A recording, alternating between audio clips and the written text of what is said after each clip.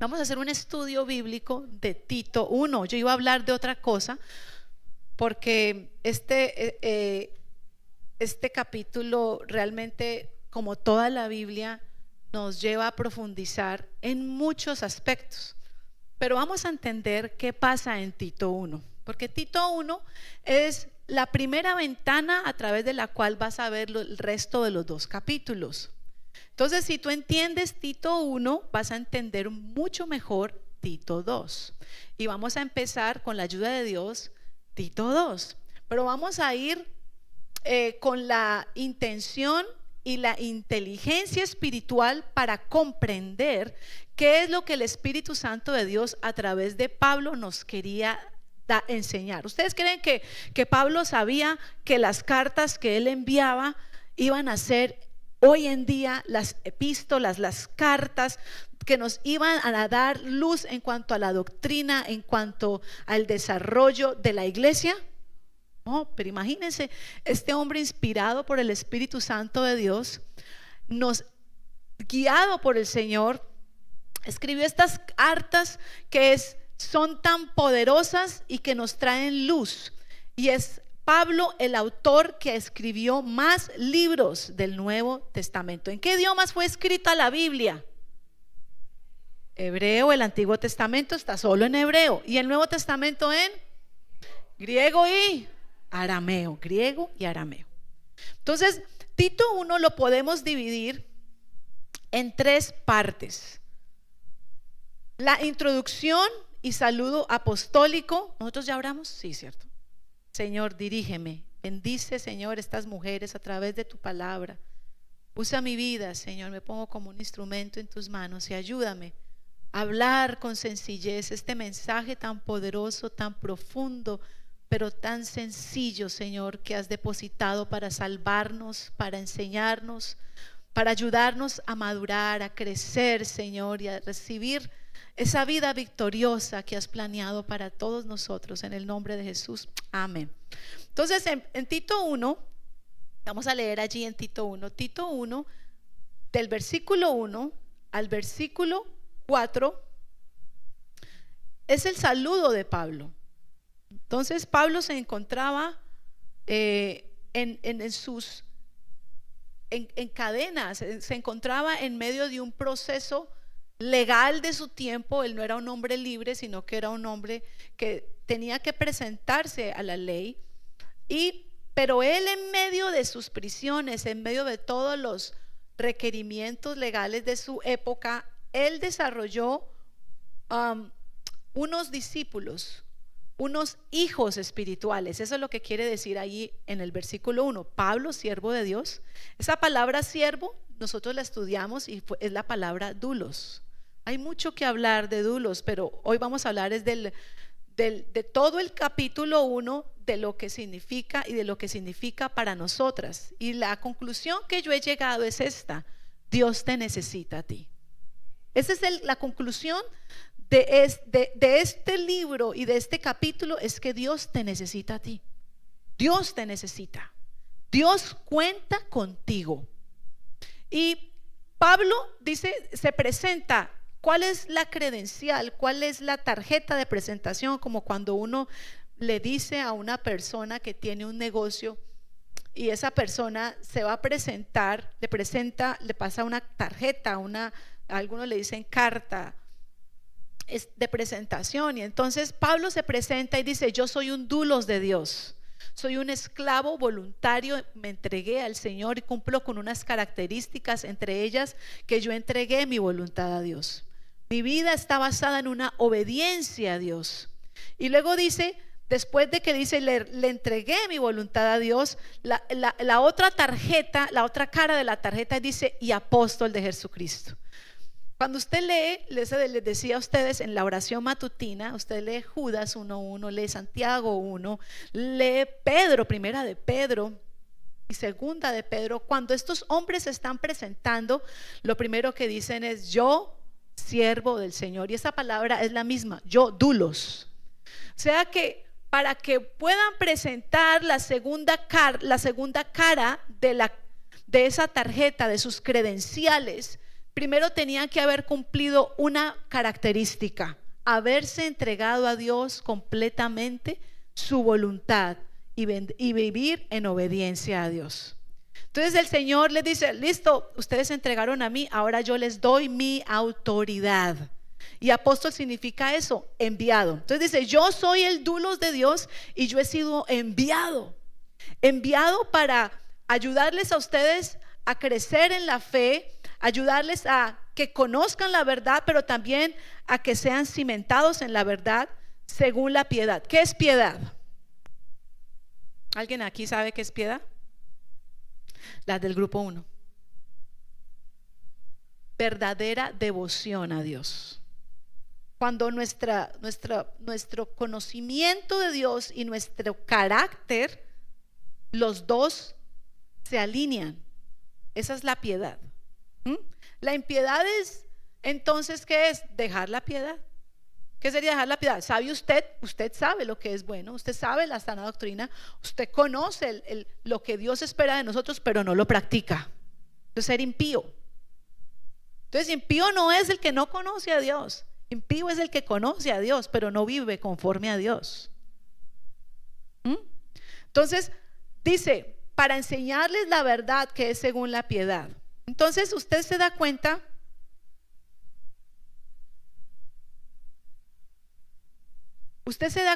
en esos versículos, en esos primeros 4 versículos, que es la presentación de Pablo. Entonces ahí dice el 2: en la esperanza de la vida eterna, la cual Dios, que no miente, prometió antes del principio de los siglos, y a su debido tiempo manifestó su palabra por medio de la predicación que me fue encomendada por mandato de Dios nuestro Salvador.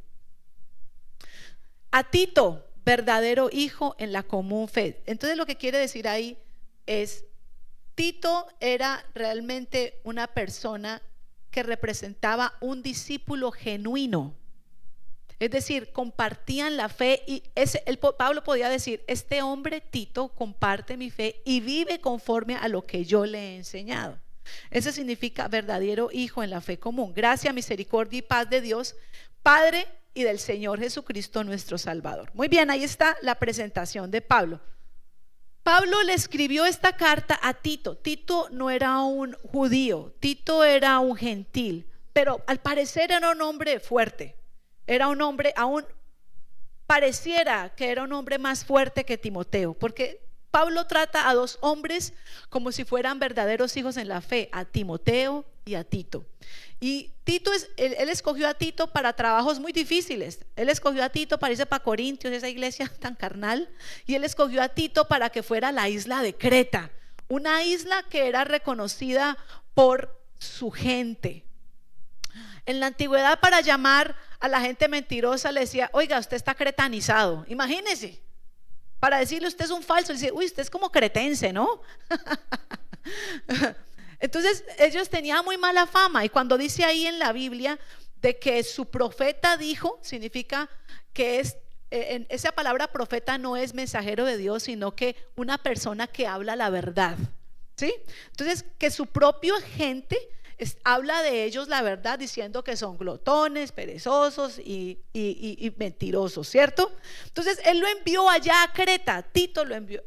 Pablo envió a Tito a Creta porque había una situación. Ya había ido Pablo a Creta. Creta es una isla y allá había varias iglesias. No es que era la iglesia de Creta, era varias iglesias que estaban establecidas en Creta. ¿Dónde vemos esto? Lo vamos a ver desde el versículo 5, perdón. Por esta causa te dejé en Creta, para que corrigieses lo deficiente.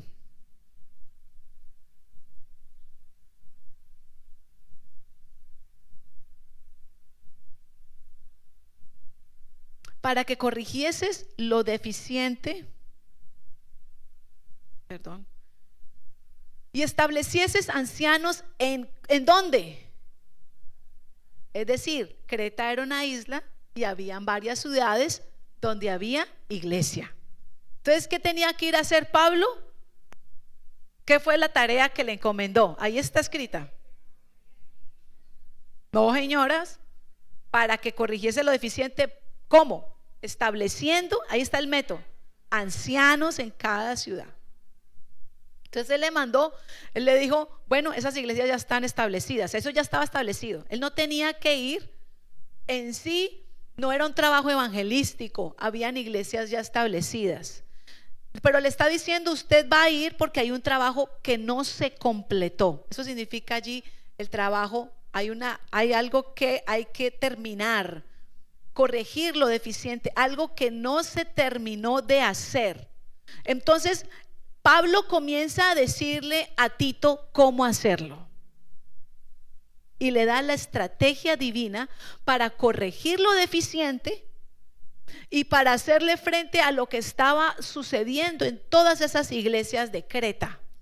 Entonces ahí vamos a leer la estrategia de Dios para hacerle frente a los impíos, a los falsos profetas, a las doctrinas falsas, a la gente que se levanta en las congregaciones para decir que han recibido la gran revelación, que esa no es la verdad, que son cristianos hace tiempos y que el Señor habla con ellos a través de sueños, visiones y todo eso, pero no, le resulta que no tienen doctrina verdadera. Entonces aquí está el método de Dios para ello. ¿Y por qué es importante para nosotras?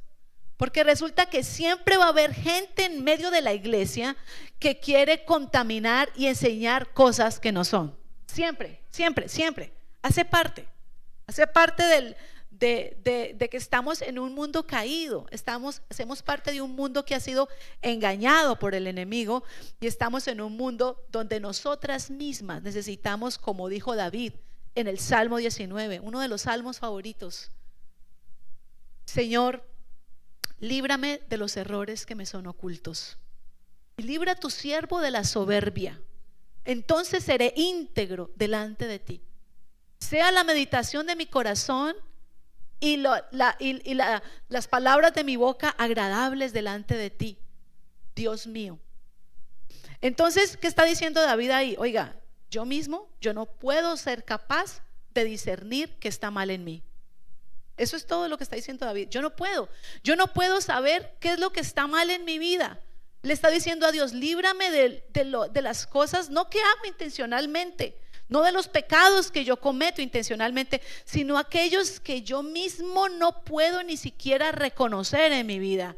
Líbrame de la soberbia, es decir, de dejar de depender de ti para que tú me enseñes, me corrijas y me muestres siempre la verdad de mi propio corazón. Y entonces ahí sí dice, entonces seré íntegro delante de ti. Entonces, lo que está Pablo diciéndole a Tito, él está diciendo, usted va a llegar a estas congregaciones, a estas iglesias están sufriendo, todavía el trabajo no se ha terminado y se está metiendo en medio de ellos gente así como vieron ustedes a Paola. ¿Sí? ¿Vieron a Paola? La tesorera. Les decía, oiga, porque en el tiempo antiguo los cultos no eran como los nuestros. Yo creo que aquí entrará Pablo y diría, oiga, ¿qué es esto? ¿Verdad? Los cultos no eran así, no existía esta plataforma, no existían los instrumentos que hoy vemos, no, ni que la hermana que venga a dirigir y que la otra que venga a orar y que cante los coros, que el otro predique. No, eso no existía. Todos se reunían y por eso la Biblia dice que cada uno conforme a lo que el Espíritu les daba. Entonces decía el uno, vamos, yo siento que vamos a cantar los coros. Y comenzaba el hermano a cantar y el otro, hermanos, yo tengo una palabra del Señor. Y comenzaba, pero en medio de eso, o sea, todos participaban. ¿Sí me estoy haciendo entender? Todos participaban según lo que el Espíritu Santo y la sensibilidad que ellos tenían al Espíritu Santo les daba para participar en el culto. Pero algunos que eran falsos, mentirosos, que no tenían ni siquiera la conciencia de sus propios pecados, entonces decían, hermanos, comieron frijoles la noche anterior y decían, yo me soñé que ustedes tenían que circuncidarse, que ustedes ya se lavaron las manos, oiga, aquí son impuros, ¿sí ve? Entonces la gente comenzó a vivir en una confusión, porque no era el tiempo de que había una persona que tenía solo el micrófono, no, todos tenían la oportunidad de hablar, de intervenir. Por eso las familias enteras comenzaron a prestarle oído a los falsos maestros y profetas. ¿Me estoy haciendo entender? Entonces, ¿qué pasó? Dice que debía de establecer ancianos en cada ciudad, así como yo te mandé. Y mire que lo que le mandó Pablo no fue a hacer ancianos, sino a identificarlos. Porque no hay ninguna persona que pueda hacer del otro un líder, una persona de influencia. Usted va a sobresalir y va a ser identificado porque usted tiene unas características específicas, ¿sí? Entonces él mandó a Tito a identificar esos hombres. En este contexto son varones, porque la estrategia de Dios empieza con los varones, pero en Tito 2 incluye a las mujeres. Por eso llama a las ancianas en Tito 2 cuando lo estudiemos, porque en la estrategia de Dios para hacerle frente a la mentira, para hacerle frente al engaño, para hacerle frente a la impiedad, es decir, para hacerle frente al cristianismo washi-washi, tienen que existir ancianos y ancianas. Entonces usted dice, hermano, esos ancianos son los pastores. Bueno, ahí no le digo que pusiera pastores, aunque los pastores cumplen funciones de los ancianos. En ese tiempo ellos no, en el contexto de Tito 1, él identificaba a ese varón, a esa persona con estas características y los dejaba como un hombre de influencia en esa congregación. Amén. Entonces aquí están las características de ese hombre. Dice 6, el que fuere irreprensible. No significa perfecto, pero significa sin tacha. Es decir, que nadie pueda decir algo malo de esa persona, con una excelente reputación. Es decir, una persona que tenga autoridad. 7, autoridad moral. Eso es autoridad moral. Es decir, que sea una persona intachable, que nadie diga, ay, mira, es que el anciano de la iglesia, es que el que enseña en la iglesia, y mira, allá, pero ahí véalo como le pega a la esposa, la tiene con el ojo morado.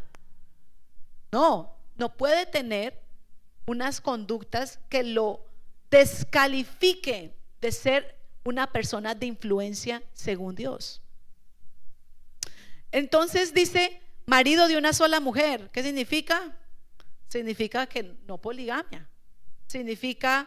Puede significar muchas cosas. Puede significar que no puede ser divorciado, puede significar muchas cosas, pero significa que en el momento tiene que ser marido de una sola mujer y que tenga hijos creyentes, que no estén acusados de disolución ni de rebeldía. Oiga, ¿ustedes no les parecen esto tremendo? Muy tremendo. Para poder Pablo, para que el Espíritu Santo de Dios pusiera orden, tenía que ser la vida de un varón y de su familia, tenía que estar en orden.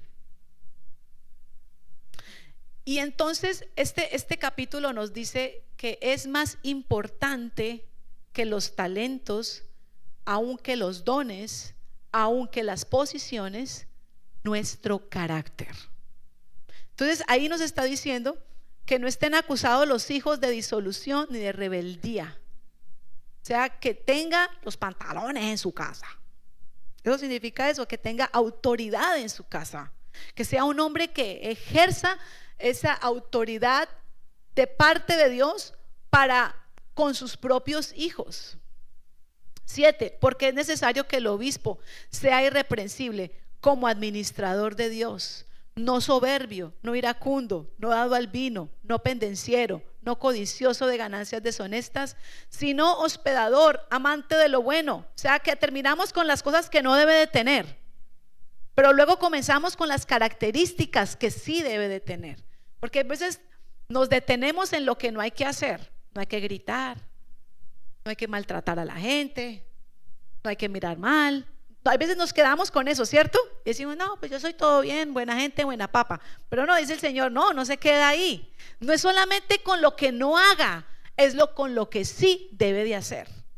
Entonces, ¿qué sí debe de hacer? Hospedador, amante de lo bueno, sobrio, justo, santo, dueño de sí mismo, retenedor de la palabra fiel, tal como ha sido enseñada, para que también pueda exhortar con sana enseñanza y convencer a los que contradicen.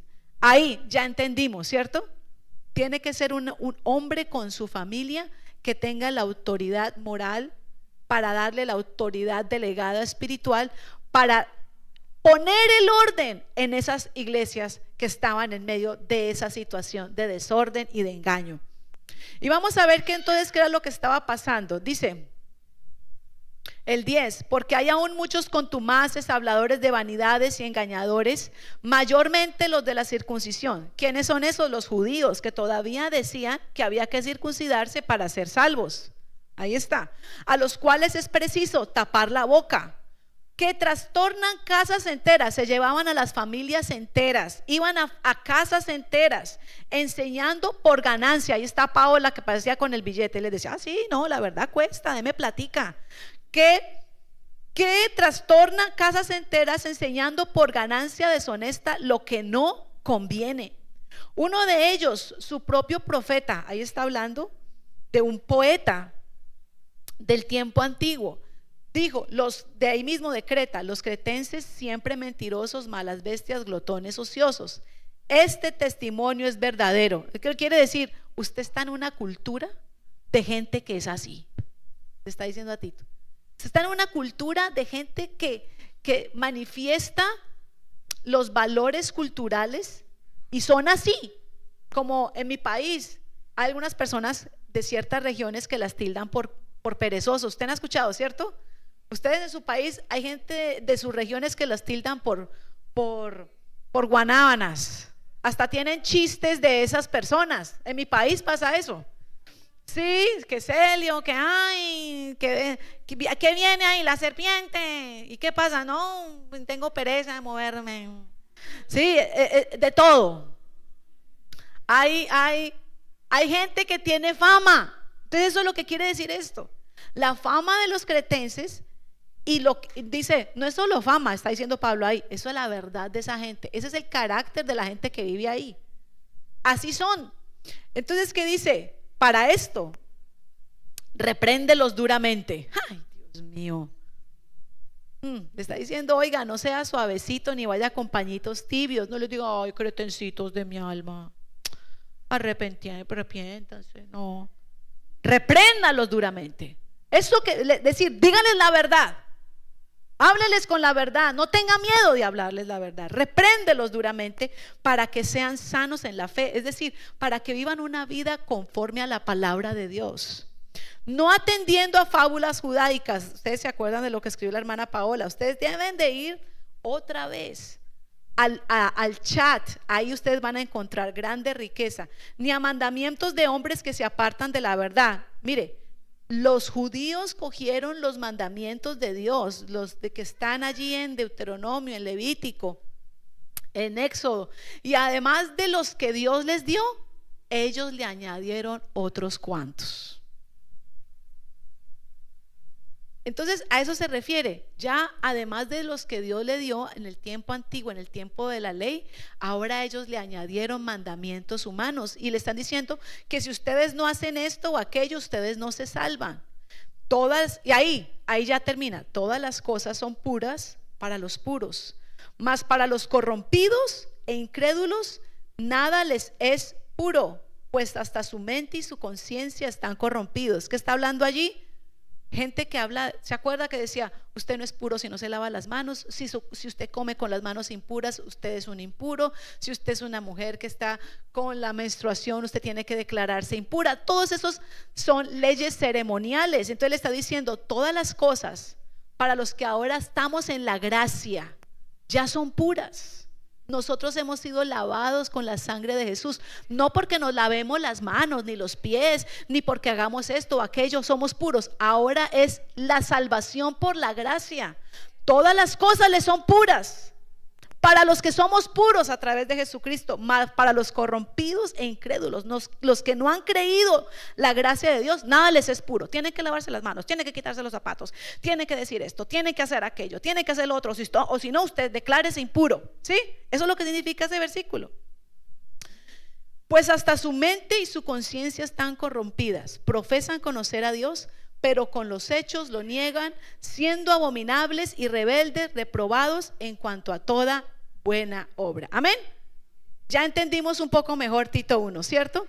Vamos a centrarnos entonces en esta noche en una palabra, en unos 20 minutos, y les voy a hablar de que Dios te necesita, porque Dios necesita gente aprobada para enfrentar a la gente no aprobada. La Biblia nos habla de que Dios ha levantado hombres y mujeres a lo largo de la historia para hacerle frente y combatir la corrupción y el error. Y nosotros somos, con nuestro carácter, con nuestra vida, con nuestro ejemplo, nosotros somos cristianos de verdadera calidad. Y tenemos que apuntar a ser cristianos de verdadera calidad. Tenemos que apuntar a ser cristianos auténticos, a ser cristianos que son guiados verdaderamente por la palabra de Dios y por el Espíritu Santo. Una de las famas que tiene esta nación, Estados Unidos, es que Estados Unidos vuelve a los cristianos mediocres. En sus países oraban, ayunaban, servían, meditaban, cantaban, asistían, pero cuando llegaron a este país, ya el Abba quedó atrás. Abba, ayunaba, cantaba, Abba, pasado. Ahora su Dios es el trabajo, su Dios es el estrés, su Dios es la vida turbada y afanada al cual este sistema nos está llamando. Usted está metida en una creta. ¿Usted sabe cuál es la cultura de este país? Cuyo Dios es el dinero. Este es el país del sistema capitalista y nosotras no podemos ser ajenas a la cultura que nos rodea. Este país nos ha dado muchas bendiciones. Cuando usted se movió a este país, usted estaba pensando en oportunidades para usted, para su casa, para su familia, para la gente que dejó en su país. Pero si tú te ajustas a la cultura de este país, olvidando quién eres en Dios y la palabra de Dios, entonces ellos no se convertirán a ti, sino que tú te has convertido a ellos. Y tenemos una lucha muy grande, porque yo he estado ahí. Yo he trabajado, yo he estudiado, he atendido a mi familia y he procurado atender a la iglesia, todo al mismo tiempo. Y esta es mi conclusión, desde mi propia vivencia. Siempre vas a dejar algo a un lado. Siempre vas a hacer que una de las facetas de tu vida, un área de tu vida, vaya en detrimento, sea tus hijos, sea tu vida espiritual, sea tu trabajo, o sea tu vida profesional. Pero es imposible para una persona centrar todo en una prioridad. Necesitamos poner prioridades en nuestra vida. Prioridades en nuestra vida. ¿Cómo manejamos el tiempo? Hermana, ¿cómo hago tiempo? Pues la verdad no lo puedes hacer, porque el día que tú naciste con un recurso limitado que se llama tiempo. Nadie puede crear tiempo. Nacimos por una puerta, la puerta del nacimiento. Usted no escogió cuándo nacer, pero hay una puerta que te está esperando allá adelante, porque tampoco vas a escoger cuándo morir. Pero mientras vas caminando hacia esa puerta que no sabes cuándo es, aunque nuestra mente y nuestra conciencia engañosa nos dice que nos falta, que llegaremos a vieja, perderemos el cabello, perderemos los dientes y veremos nuestros nietos, tú no lo sabes. Vaya al cementerio, visítenlo. Usted se va a dar cuenta que hay gente de todas las edades que murió por enfermedades crónicas o enfermedades agudas, o murió por accidentes. ¿O sabe qué? De repente. Eso nadie lo sabe, usted ni yo. Pero usted y yo vamos caminando hacia allá. Y tenemos un número aquí arriba que yo no puedo ver, ni usted tampoco.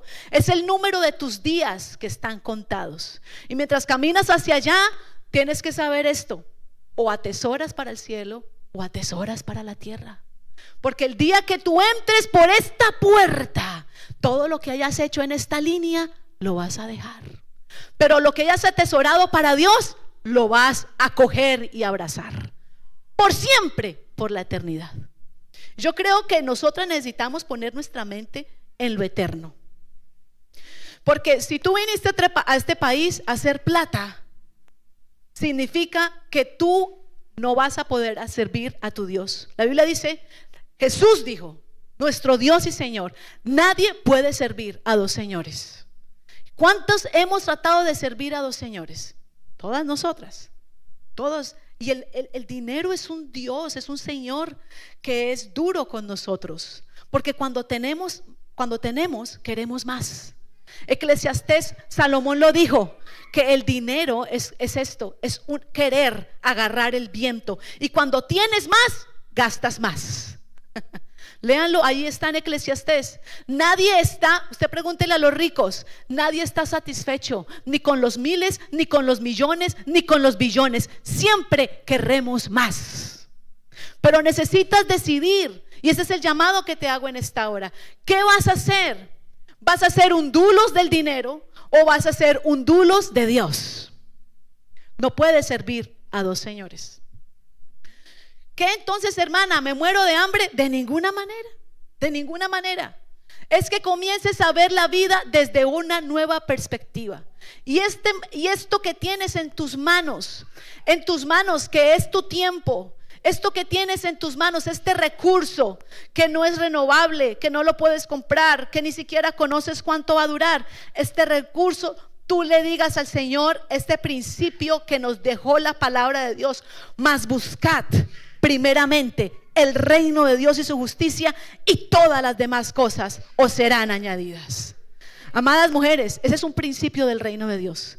Si tú te conviertes en un dulo de Dios, yo no sé Dios cómo va a ser, porque yo no conozco todos sus métodos, porque sus métodos, sus pensamientos, sus caminos, sus estrategias, sus capacidades son más altas que las nuestras. Pero cuando tú lo haces y ese Dios que tenemos lo sabe, Dios te va a abrir unas puertas que tus fuerzas no son capaces de abrirte. Dios te va a abrir unas ventanas de los cielos que tus capacidades jamás podrán abrirte. Y entonces vas a ver la gloria y el poder de Dios en tu vida. Yo no sé si usted quiere ver el poder de Dios en su vida.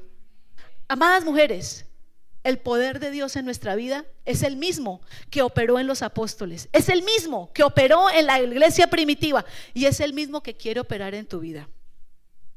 Así que Dios tomó a estos hombres que primero se convirtieron en siervos de Dios, siervos de Dios. Hermanas, uno no puede ser siervo de Dios si uno no está a los pies de su amo.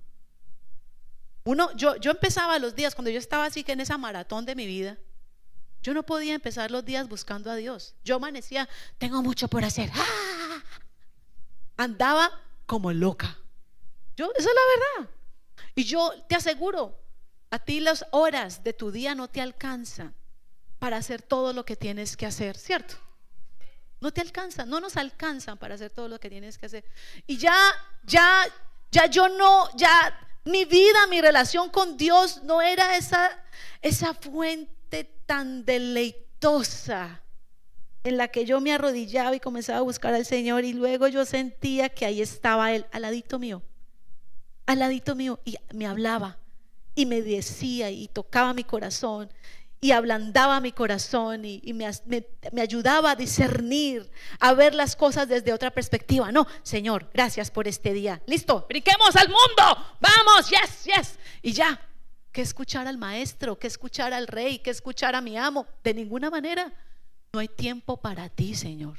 El tiempo que tengo es para todo lo que tengo que hacer en este mundo, en esta tierra.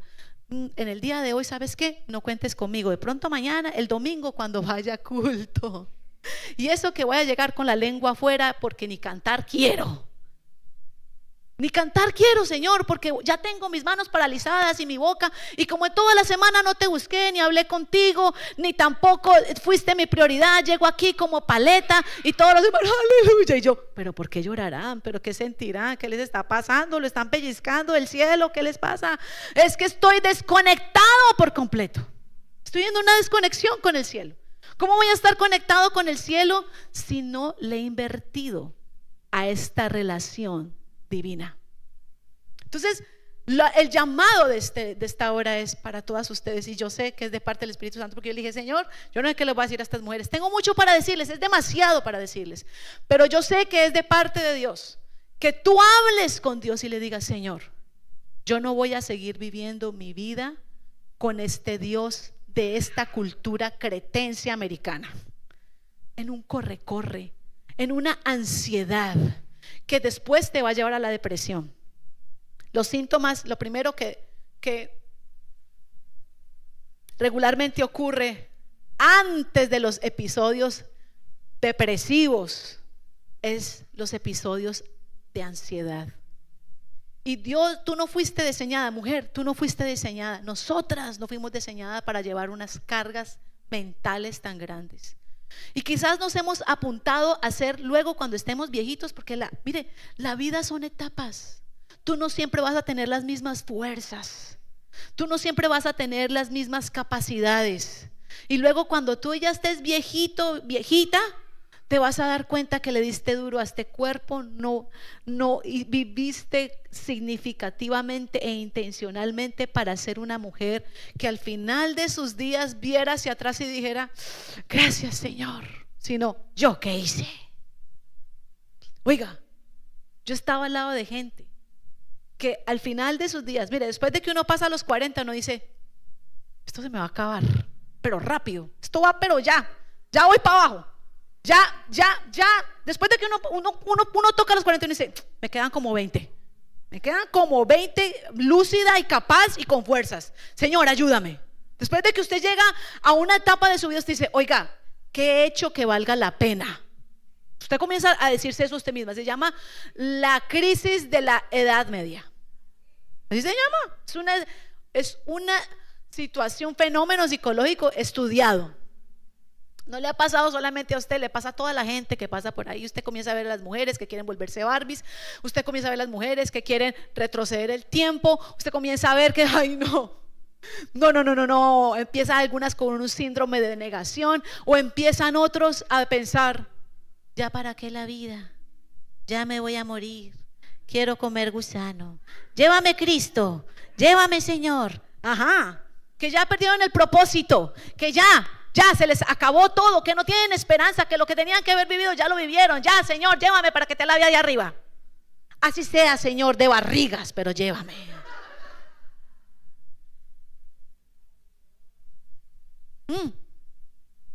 Tienes que saber que va a llegar un día en tu vida, de verdad. Ahí, estos días que estás viviendo no son para siempre. Va a haber un día que tú tienes que mirar hacia atrás y decir: ¿en qué los invertí? ¿En qué invertí mi vida? ¿Qué hice con mi vida? ¿Dónde yo la invertí? En la tierra. Aquí todo va a perecer. Yo no te digo que no tengas ambiciones, no tengas el deseo responsable de ser parte de suplir las necesidades, pero te digo que tú no puedes ser esclava del dinero ni del Dios de esta Creta americana. Necesitas saber quién es tu Dios.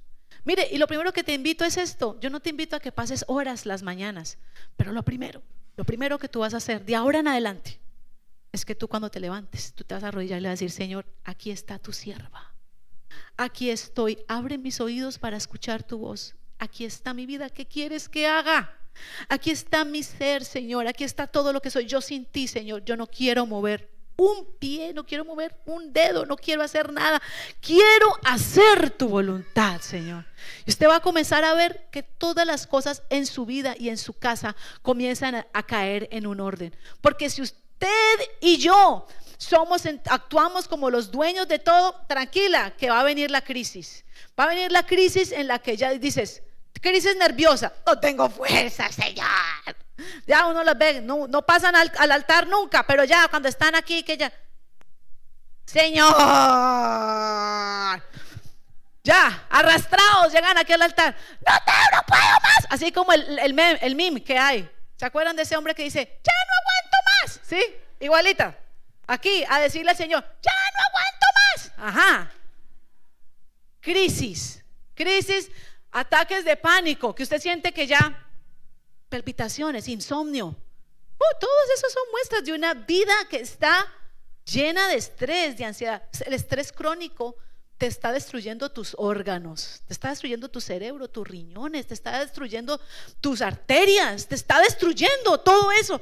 Necesitas comenzar a tener una estrategia divina. Si Dios le dio a Pablo una estrategia divina para la gente de Creta, Dios te va a dar una estrategia para ti que estás en pleno siglo XXI, que conoce cuánto cuestan los biles, que conoce cuánto cuesta el carro, que conoce cuánto cuesta la renta. Él te va a dar una estrategia para que puedas vivir como un adulos. Debes de tener esa fe en el Señor. Pero Dios cuenta contigo, mujer. Dios cuenta contigo. Estás dentro del plan estratégico de Dios para esta nación. Estás dentro del plan de Dios para que seas una mujer aprobada, para combatir la corrupción, para combatir el error, para combatir el cristianismo que se ha levantado, un cristianismo tibio, un cristianismo aguado, porque no hemos decidido seguir a Dios como un adulos. Pero si el Señor usó a Moisés para enfrentar los hechiceros de Egipto, Dios te quiere usar a ti para enfrentar lo que se levanta de parte del enemigo. Dios quiere usar tu vida como usó a Elías para enfrentar los profetas de Baal. Dios quiere usar tu vida para, así como usó a Jeremías para enfrentar los falsos profetas. Dios quiere usar tu vida para enfrentar como Pablo los falsos maestros.